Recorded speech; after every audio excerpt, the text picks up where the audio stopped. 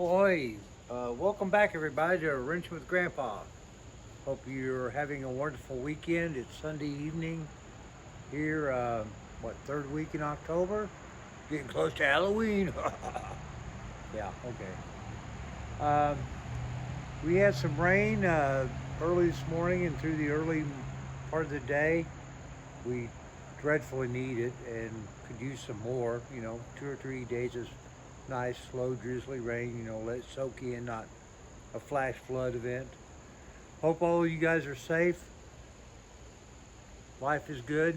Thanks for stopping by.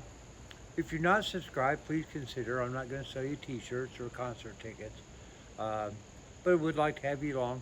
Your comments and all of that's always appreciated as long as it's constructive. We don't need to be childish about things, but there was some comment made recently about a grinder that I purchased, and I want to set the record straight there. I wasn't talking about the locking nut.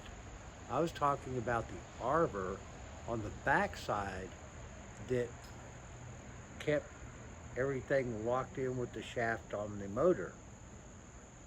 There wasn't anything there to hold it. You get the grinder under any kind of load and it pops out because there's nothing there to hold it. That was my comment about that. But needless to say, we moved forward.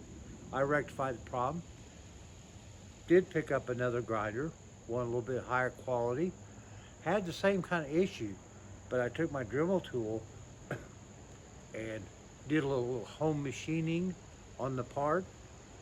Works great.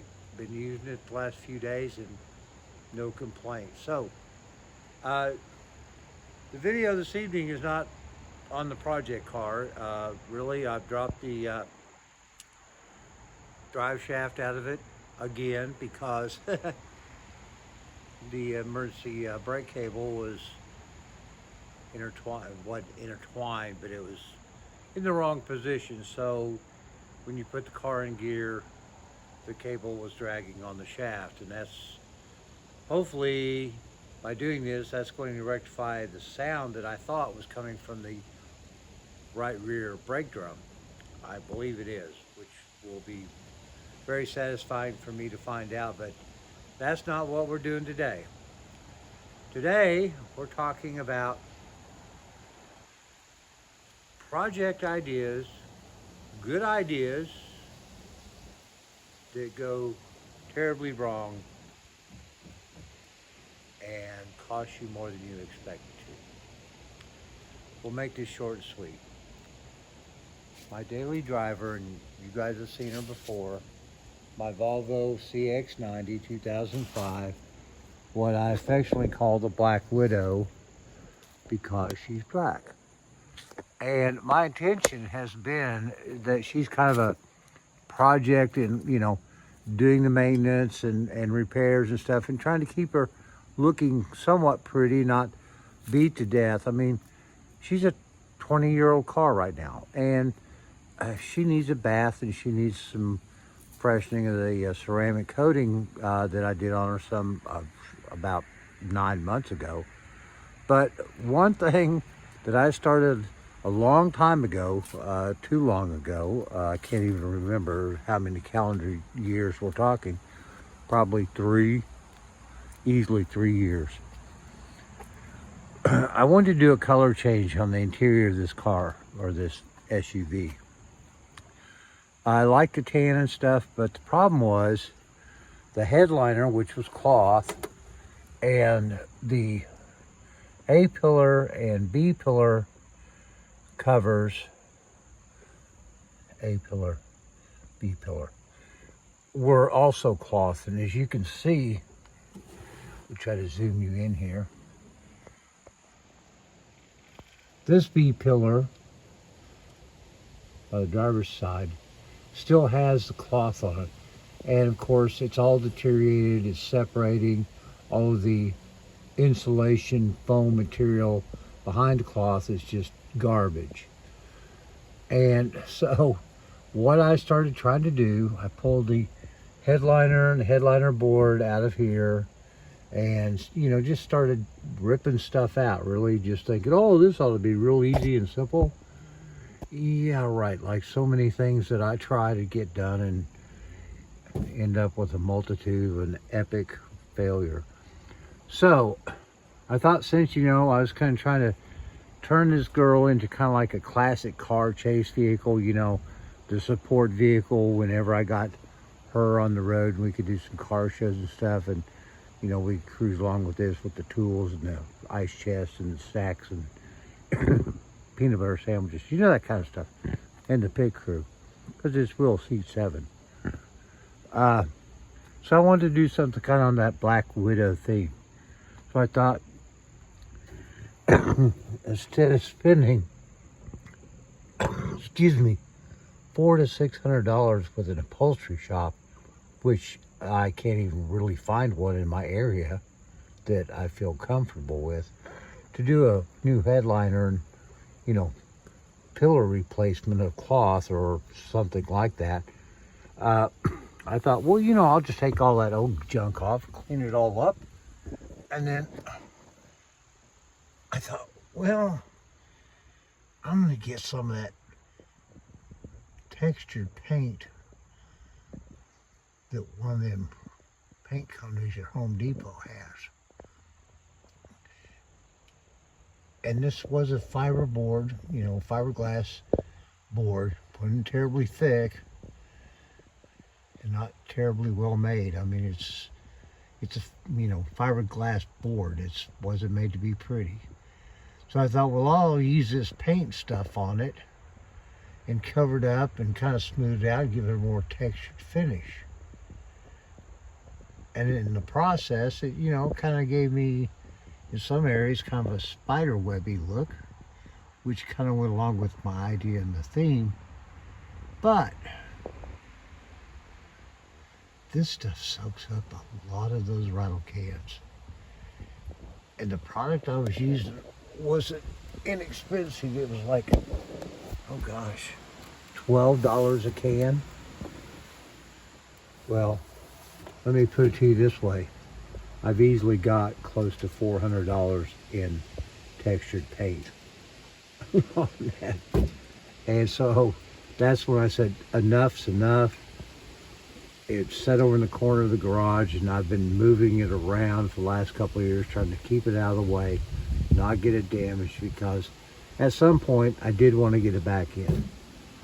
Well, I reached that point where I wanted to get it back in, knowing I'd gone as far as I was going to with the project expense of it.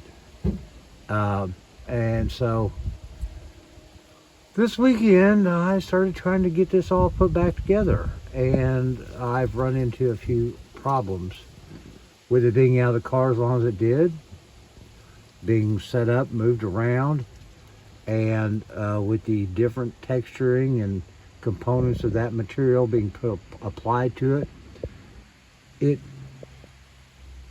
changed the shape of the headliner somewhat.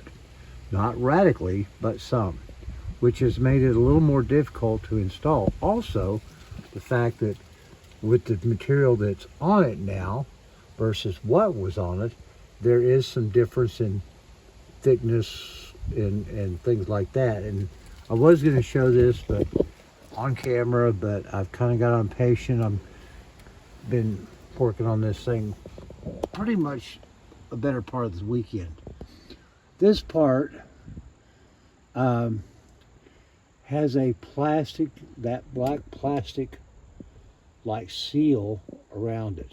Now, this is 20-year-old plastic, very brittle, and I was having a bad problem trying to get this old form back up and fit this headliner. Well, what I did, got thinking about, if I can soften this stuff up a little bit, get it more pliable.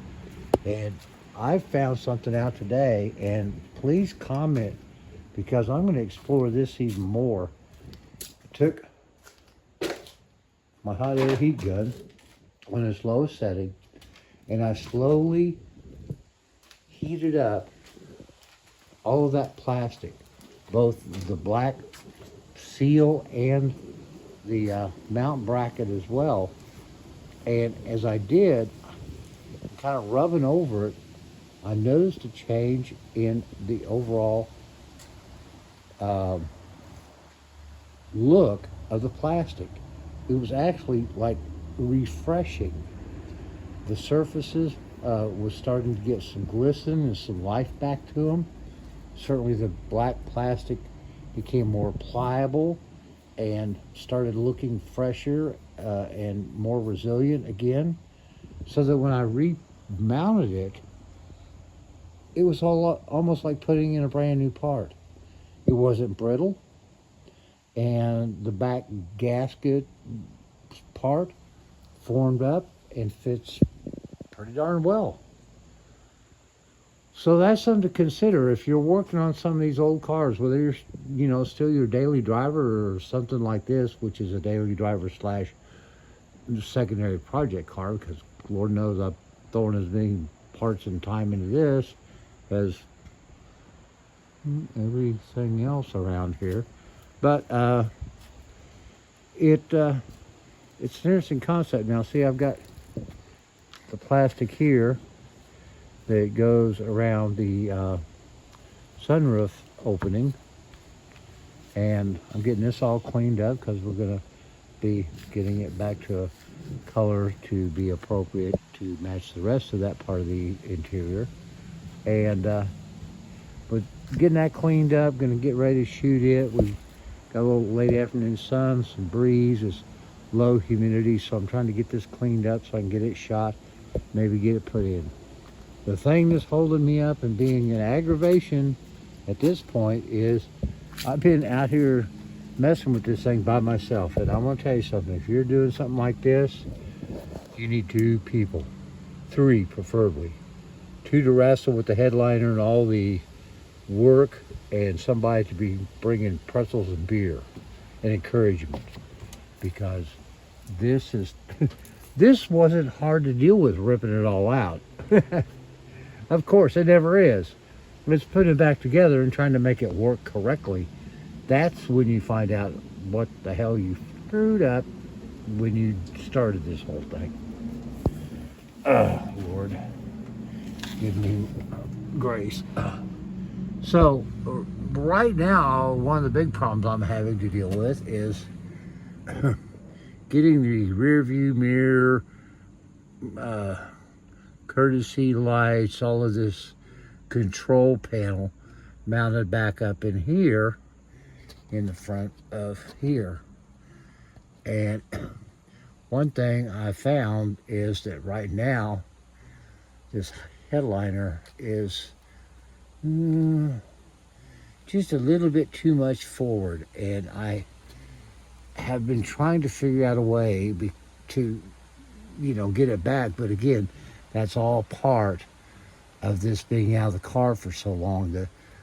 Some of the dimensions on this thing have changed, and so we're having to do some special modifications, as it were. But I can't remount this by myself. There's wiring harnesses, and it needs more than just me out here trying to get this up here. So I've put in a work order with my pit crew, and hopefully he'll come downstairs after a bit and we'll do this off camera, because this is the thing. I got to take this to work in the morning. I can't go to work with this thing hanging down like this. So either I got to get it fixed and put back in place, or I've got to figure out how to unplug it, which I've already tried to do, and that's not working out very well either.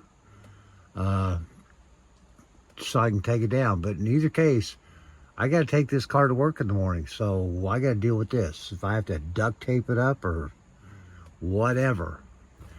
I hope your Sunday afternoon is nice. It's nice here. The girl's running good. She's doing 21 miles per gallon. She needs a bath. I need to vacuum out the inside. I think I need a cold adult beverage. You guys have a wonderful weekend coming. May all your dreams come true. Don't twist off the bolt. Please. We'll see you soon, guys. Take care. Bye-bye.